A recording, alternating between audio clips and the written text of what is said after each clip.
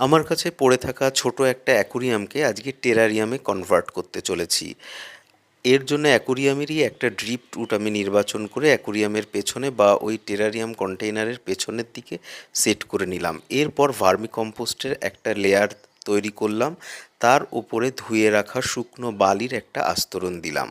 এরপর কিছুটা জল স্প্রে করে বালি এবং ভার্মিকম্পোস্টের একটা ময়েস্ট মিডিয়া তৈরি করে প্রথমেই একটা ডিসোডিয়া প্ল্যান্ট কালেক্ট করলাম, একটা ছোট কাটিং, একটা ক্যালাডিয়াম গাছ নিলাম, এটাকে একটু পেছনের দিকে বসাবো। এরপর আরও কিছু ডিসোডিয়ার কাটিং বা ঘাস লতাপাতা কিছু সংগ্রহ করে আনলাম এবং এরপর ধীরে ধীরে এগুলোকে বসানোর ইচ্ছা রয়েছে এবং পরবর্তীতে আরও কিছু বসাবো এবং তার ওপরে একটা সম্পূর্ণ মসের একটা লেয়ার দেবো যাতে অনেক দিন ধরে ময়েশ্চারটা ধরে থাকে।